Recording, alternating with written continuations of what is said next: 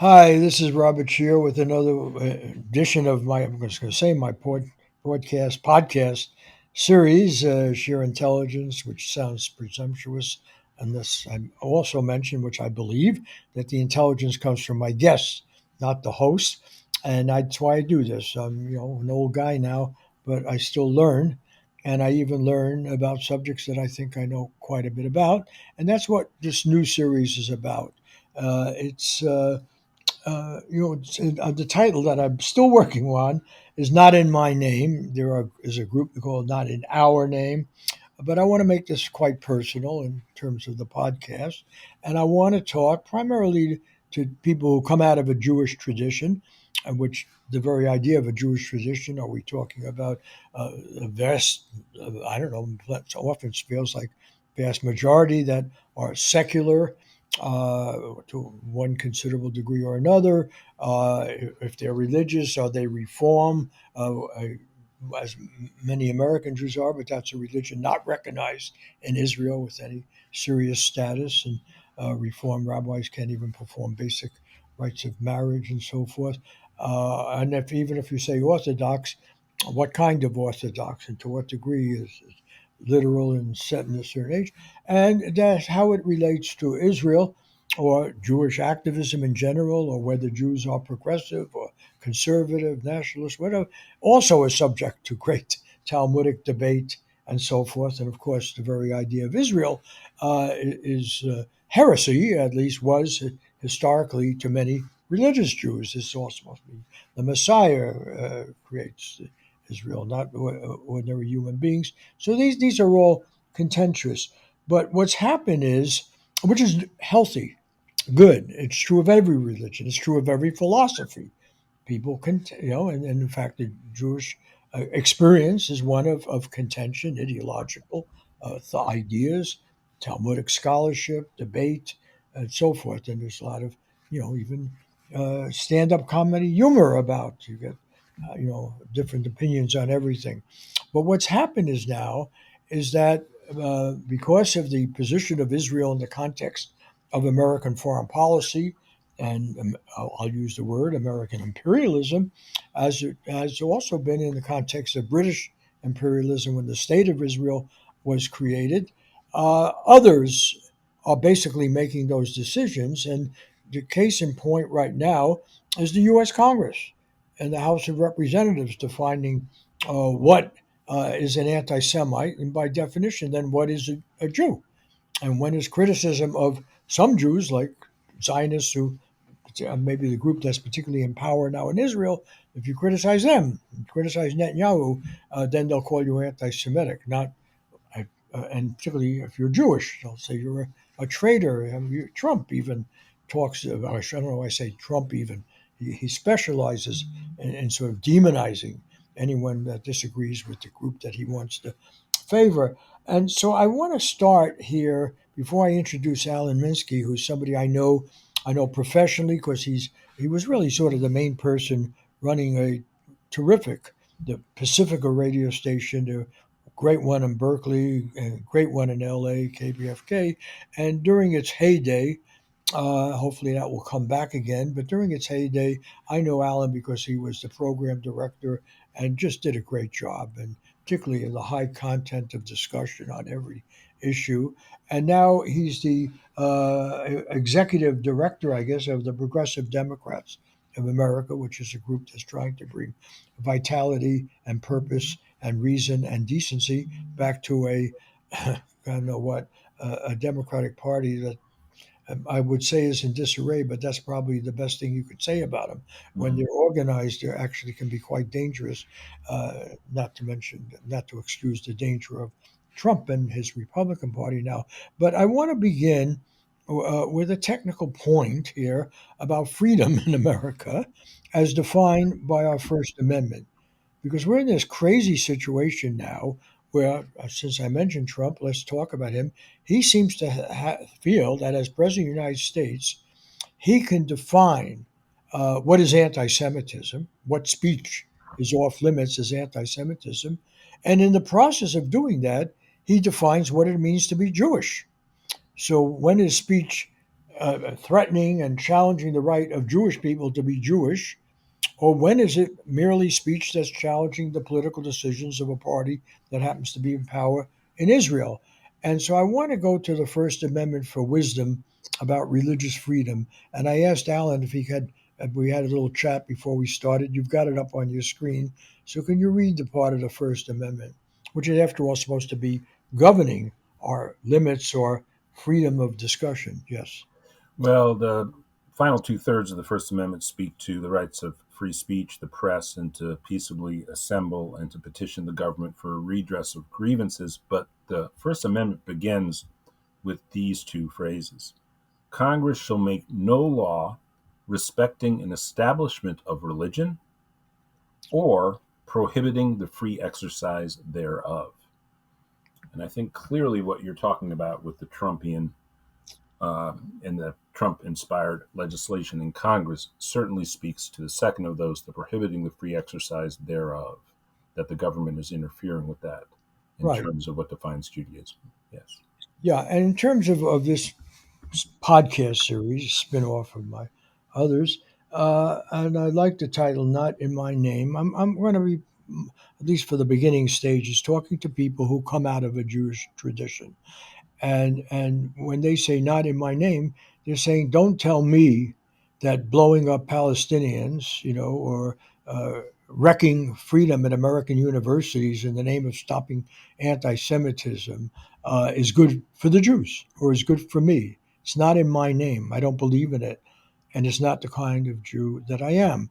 And so I'm turning to people like you, and yes, it's stacked because clearly I'm talking to people who are not represented in this debate. We hear from big Jewish organizations. We hear from lobbyists like APAC. We hear from so forth. But I know and feel it certainly myself that it doesn't fit us. More important than that, it goes against what and let me put my own prejudice out there, think is the greatest thing about being Jewish, because even when we disagree, as the whole Talmudic tradition Mm. is about what Scripture might say, or whether you should indeed pay attention to Scripture, or whether it should be literal, or so forth, at the heart of it is the debate and the right to debate, and for no government, certainly no government, to tell us how to resolve that debate, because otherwise they might decide that Jews killed Christ, and therefore you could kill Jews, right? After all, that has been done. That's what the Holocaust was all about. So I want to ask you about that in terms of your own personal experience. Your name is Minsky, Alan Minsky. You're the son of a very famous economist, the author of the Minsky Moment in economics. You grew up in that kind of intellectual, primarily Jewish family. I say primarily. So just talk about your own background and your own connection with being Jewish, and then how you relate to this use of the anti-Semitism concern, which obviously is an enormous problem in the history of the world, not just of Jewish people, but how it's being used now to destroy the thing that was most important to Jews, which is the freedom to establish their own relation to a divinity, to social justice, to the meaning of life. Well, I think, first off, before we get into my family, I think one of the most incredible episodes in human history is that Jewish culture and the Jewish religion have such a gravity, almost meant literally, that it attracts things in to it, that for at least 16 centuries, uh, probably 17 centuries, you had the maintenance of a vibrant Jewish culture in a diaspora without a state, without a geographic location. And in fact, it moves around, the Jewish population moves around at various points. First off to Babylonia, and then you have, of course, a strong Jewish presence across North Africa and somewhat southern Mediterranean, southern Europe and the Mediterranean, but then over to Spain, and then, of course, a huge concentration in Eastern Europe. At no point is there a Jewish state, and at no point does the vibrancy of the Jewish culture diminish during that time. Now, that can be taken as a commentary on the state of Israel, but just the fact to establish that. And I can go into personally my relationship to the Jewish teachings of those 17th centuries and before and after. But my family, first of all, by Orthodox law, I would not qualify as Jewish. My mother was born to an Italian household. My father was born to a Yiddish language household in Chicago. To give you a sense of the kind of background that my father came out of, his parents literally met at actually on the way to a Yiddish language celebration hosted by the Socialist Party of the United States of Karl Marx's 100th birthday. My grandfather saw this young woman on a trolley and thought she was cute, apparently, attractive. And then she was going to the same location he was going, which was the Socialist Party, USA Party, for Karl Marx's 100th birthday. That's May 5th, 1918. My father was born about 15 months later to a Yiddish language household. His father was not. His father may have been bar mitzvahed. He has a very difficult relationship with his father, so he may have been, but he told him he wasn't. And my father was not, because the household was, broadly speaking, a socialist internationalist household. You know, and that's. Have we frozen, Bob, or can you hear me? No, I can hear you very Okay, good. well. And by the way, I just say that was a very typical experience. Socialism was not alien to Right. idea. You mentioned Marx, who, after all, was Jewish. Mhm. But anti, well, Hitler used the fact that there were quite a few Jewish people uh, as a source of anti-Semitism. So red baiting, Right. calling Jews communists or socialists, whether they were or not, became the major prop, really, of Nazism. When we talk about the Well, Holocaust, well, yes, take it Well, away. well, Jews, of course, they get both sides of it, right? They're both the bankers and the worst of the capitalists accused of being, and then they're, of course, communism and Bolshevikism is blamed on the Jews in Central Europe and the United States as well, and some of the anti-Semitic tropes over the last more than century now. But to give you a sense of the texture of Judaism that I was raised in, yes, exactly what you said. That there was this great left wing, certainly highly ethical and morally grounded political tendencies. Obviously, Jewish Americans have voted liberal left, progressive left, and radical left, and they're highly represented among left radical movements in the United States throughout my entire life, all the way through up until at least very, very recently, and probably still through to the present. And um, and my father was a socialist internationalist, and in that sense, he wasn't a supporter of the state of Israel, but simultaneously, as much as that was a part of my father's identity, so was his Jewishness. And in so many ways, in my household, where my mother, when she took my father's name, understood that she was living in what would socially be identified as a Jewish household, and we never turned away from that. And so much of Jewish culture is a part of the household that I grew up inside St. Louis, Missouri, in University City, which to the areas outside of University City was known as U City or Jew City. Okay, and there's about a population of about 50,000 Jews in St. Louis, most of them concentrated in and around University City. And every Saturday morning, my father wouldn't go to temple, but he would go pick up bagels, cream cheese, lox, herring and cream sauce, whitefish, etc. And always, my dad would highlight authors I was reading who were Jewish, framing culture, literature, art, sports through a Jewish American matrix. And that's the sort of air I breathed growing up. And I adopted it personally. And so to me, it's not insignificant that tonight, actually, Bob, I'm going to Dodger Stadium to get the giveaway T-shirt, which is a Sandy Koufax jersey of the Los Angeles Dodgers tonight. Okay, and that I got heroes who were in literature, in film, in comedy, in music. One of the first serious authors that I attached to was Franz Kafka when I was 12 or 13. Of course, I loved Woody Allen movies and grew up inside Jewish comedy and culture. For people who don't know, the most famous lower Manhattan burlesque house was Minsky's. and no relationship to my father's family, as far as we know. And then Bob Dylan. I obviously grew up in the generation after the 1960s where rock music was completely culturally hegemonic. I really got into it, and Of then I course, you mean discovered the, you the mean Bob. master of it was a Jew, and You that mean meant a ton You to me. mean Bob Zimmerman? Bob Zimmerman, Robert Zimmerman, correct. Yeah. And then look, later on in life, I did get very interested actually in Jewish scholarship, Jewish teaching, post diasporic Jewish writing, including the Talmud.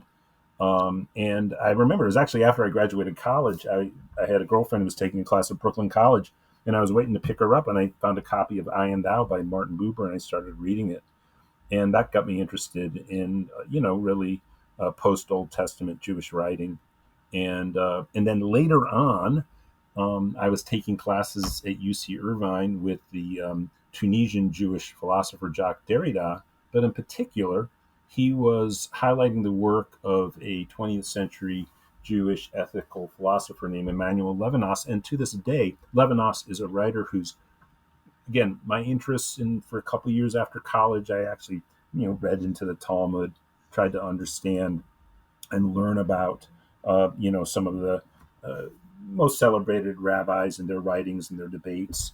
And I found a lot of wisdom in actually Jewish writing without ever becoming religious or really even entertaining the idea of pursuing, converting formally to the Jewish religion.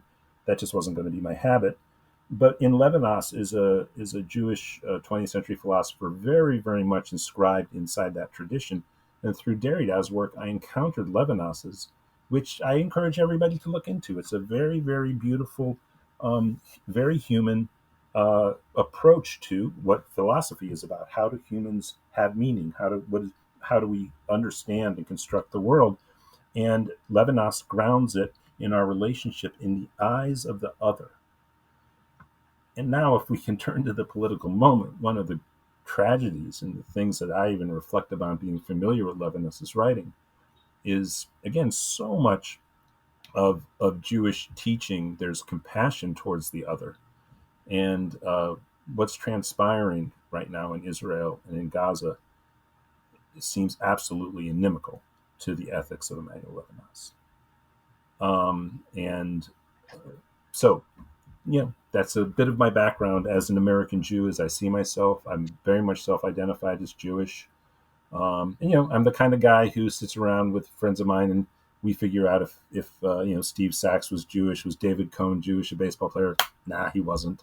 We hoped he was, that kind of thing. So and I'm always familiar with the Jewish Well, baseball players and Jewish athletes, and yeah, I can but tell you that Mick Jones of the Clash was a Russian Jewish immigrant in that band, and not many people know that. yeah, but I want to bring it back because that is exactly what the Constitution was protecting.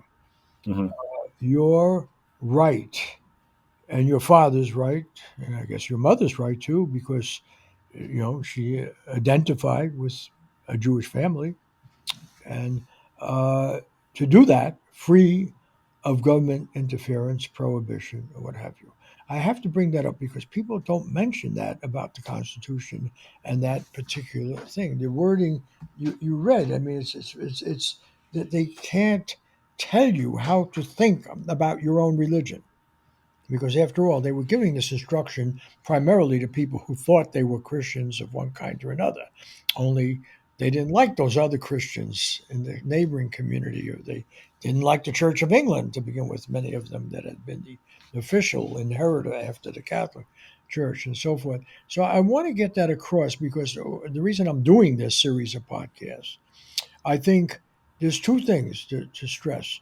One is that Jews are being denied their right to practice their religion in the ways that they personally feel is meaningful. That's to begin with. We're being told by APAC, we're told by politicians that some wealthier Jews can give a lot of money to. We're being told by Netanyahu in Israel what it means to be a Jew. So, a very well known Jewish economist, and by the way, Jews used to be discriminated against in the academic world. I remember when I was going to City College, and by the way, when I was growing up, some anti Semites referred to New York City as Jew York City, Mm-hmm. and City College was derided because at that point we had a lot of Jewish kids there. And actually, we got all these smart kids because they were told don't apply for Harvard or Yale because they didn't want Jews from New York. They might take a few from outside in America, but there was stern discrimination against Jews from Bronx or Brooklyn. I don't know, maybe in Manhattan they could sneak through.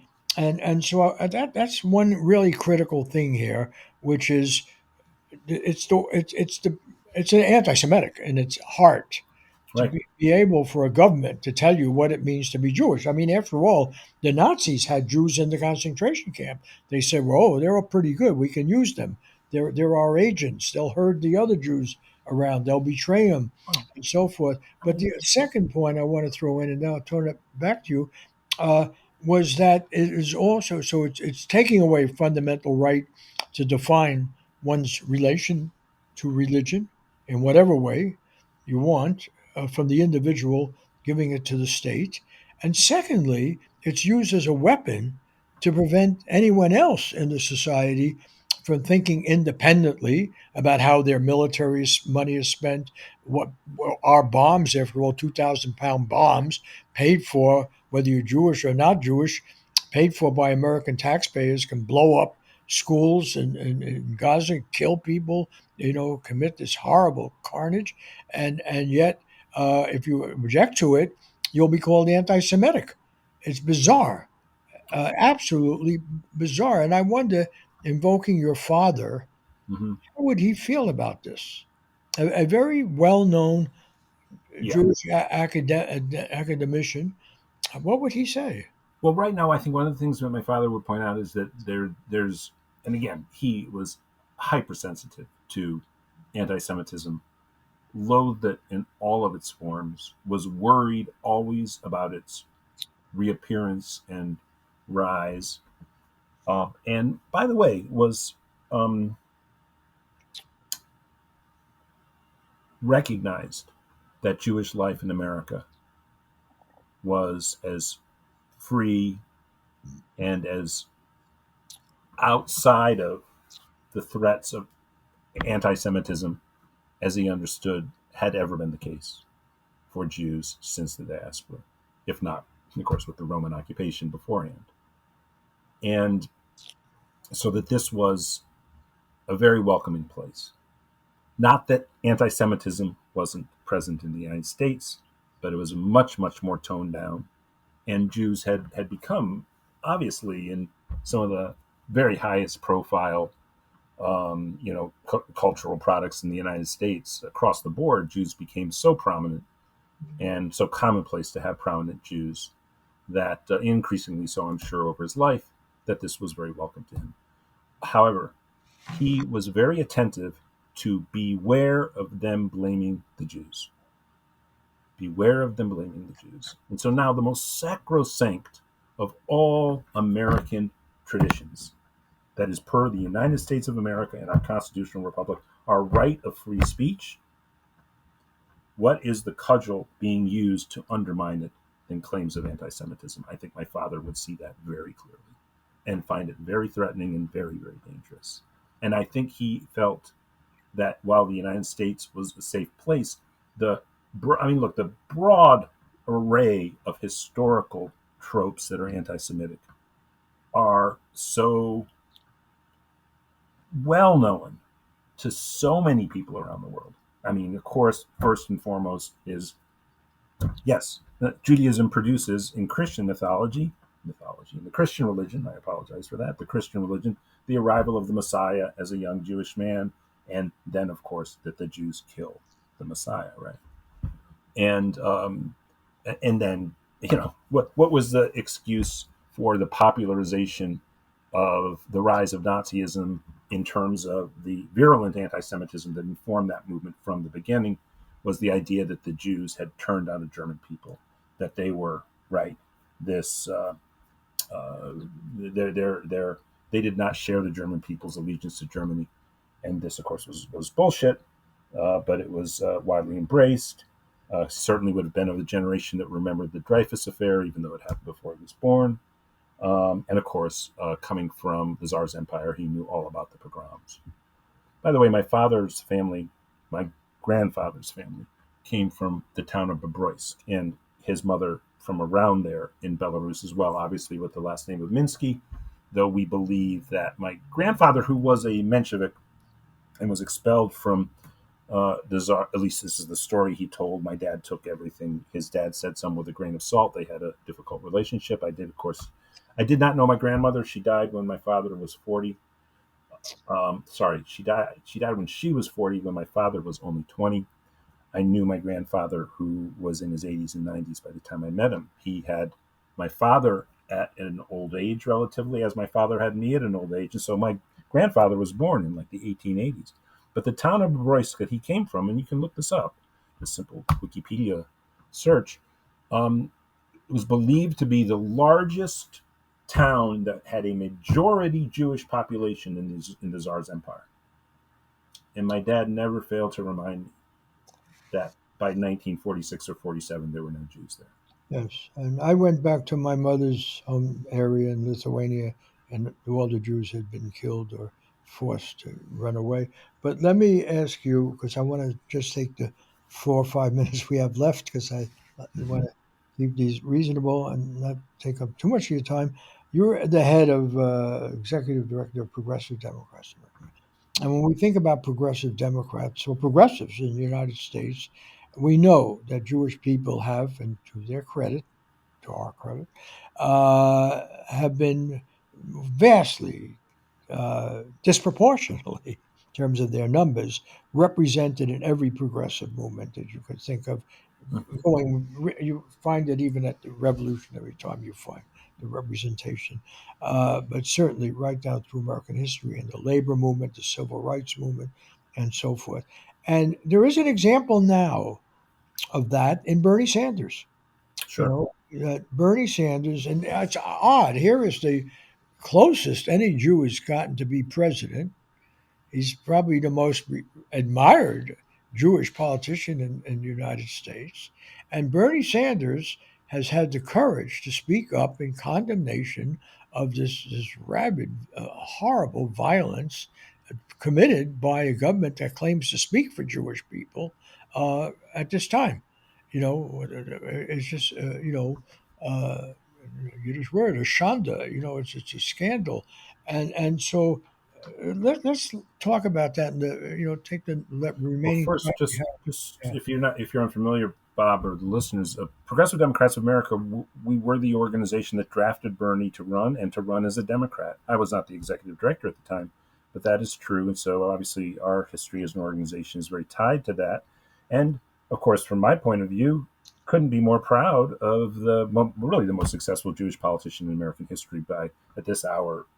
There's been some other successful Jewish politicians, but Bernie came a close second in two consecutive runs for president within the Democratic primaries. And once again, I believe he polls as being the most popular politician in the country, which has not been uncommon over the past now decade. And yeah, and again, highly ethical in his thinking through the issues around Israel and after October 7th and how to approach it. And we at PDA, we're very clear in opposing any more arms shipments to Israel at this hour. Very much not in my name and not in our name at PDA is the slaughter transpiring in Gaza. I would like to see PDA take a leadership role in a revived peace movement. Look, the peace Trump is a very, very, you know, horrible American president, uniquely so in my opinion. But Richard Nixon was no, cuddly kitten either. And the peace movement didn't go away when Richard Nixon became president. And I think we're getting to a point, given what is transpiring as we talk today, Bob, on a daily basis in Gaza, the starvation of people, the firing upon people who are coming to try to receive food, the remaking of the rules day in, day out about where Palestinians are allowed to go. And then look, everything Hamas did on October 7th was incredibly horrible. And I hope people can recognize somewhat from my own initiative, but born into the family I was born, I love the Jewish people. I mean, the Jewish cultural, literary, artistic, philosophical work is the air I have breathed my entire life, and I love it. Okay? About half, I seek out the most intelligent company I can find with the people of the greatest insight I can find, wherever I can find them. And that informed my program directorship back at KPFK because it's just what I do anyway. And yes, overwhelmingly, I have been surrounded by friends who have been disproportionately Jewish. I don't know what percent, maybe half of my friends. Of course, I know loads of brilliant people also, but I know so many uh, kind and wise and ethical Jewish people in my life. I've also known some who are scandalous jackasses, but Yeah. that's because there's a cross section of people. But I absolutely do not want to see damage done to the Jewish people. But what is going on now? The priority is the end of the death and suffering of the Palestinian people at the hands of the Israeli government. And yes, the U.S. government is remains at this hour, even as Trump is sort of dislodging the U.S. place in the global order to a degree, but it remains the primary ally of Israel that's allowing this to transpire. And we need to step up for ethical and moral reasons that I see entirely in line with the Jewish tradition to make a case to the world that this has to stop. The peace movement didn't stop in 1969 when Richard Nixon was inaugurated, but because of this counteroffensive against the peace in Gaza movement, that's occurred under Trump. Right now, the peace movement seems somewhat stalled. I would like to see PDA play a leadership role in reviving that. And yes, always to make clear, because it's a live consideration, right, that this is in no way an anti Semitic movement and that no anti Semitism is allowed within the movement as we call for peace in Gaza. And look, I can also talk about the Holocaust. Look, one thing that does define Jews after 1945 is their relationship with the Holocaust. And it is true that this is a shared collective trauma of the Jewish people. And this at this hour, the main thing there is I think it does mean it still requires some finessing in our messaging because we're dealing with obviously an Israeli state that defines itself as a Jewish state to which Jewish people have a strong relationship. Ilan Pappé, the great Israeli historian and trenchant critic of the Israeli government, says that American Jews remain uniquely positioned to be able to transform the situation as it exists now. And I believe that American Jews can now be persuaded to see that certainly what is in the best interests of Jews who have experienced so much historical trauma over the past 100 years, as we know, the best thing, the most important thing for me in immediate consideration, don't get me wrong, is the end of the slaughter and suffering of the Palestinian people. But the best thing for Jews right now is to bring this to an end, to to advocate for the human, civil, and political rights of Palestinians, and to set out then to rectify this. But right now, what is transpiring is horrible, horrible, and unbelievably horrible, of course, for the people in Gaza beyond anything we can imagine. Certainly nothing you or I or most people have ever experienced other than those people who've lived in war zones and to be targeted in this way. But at the same time, what is transpiring right now is also terrible for the Jewish people. I think even Thomas Friedman is publicly recognizing that at this point. And Yeah. we have to raise our voice and say, not in our name, not in my name, enough is enough. Let's change this scenario. Let's end it, and let's return to what justice looks like for all people in the region. Of course, of course. Yes. Okay. I'm going to end on that note, and thank you for doing this. And, uh, and maybe I'll check back with you to see how things are going. I want to thank Joshua Shear, our executive producer, who used to work with Mr. Minsky here at Pacifica Radio Show, and I think it was a good experience, great experience. Diego Ramos, who writes our introduction, is a managing editor of SharePost. Max Jones, who does the video. I want to thank the JKW Foundation in memory of a fiercely independent writer, Gene Stein, who was very supportive of Edward Said, a great Palestinian scholar writer at Columbia University, the old Columbia, for giving us some support for the show. And in Integrity Media, Len Goodman, again from a prominent Jewish family in Chicago, as Gene Stein was from a prominent Jewish family in Los Angeles. having the courage to support us and others in doing work of independent journalism and to stress its independence. And we'll continue this particular topic in a series of folks. And what do we agree on? Yes, not in my name, because this is really a personal story. Okay, that's it. See you next time.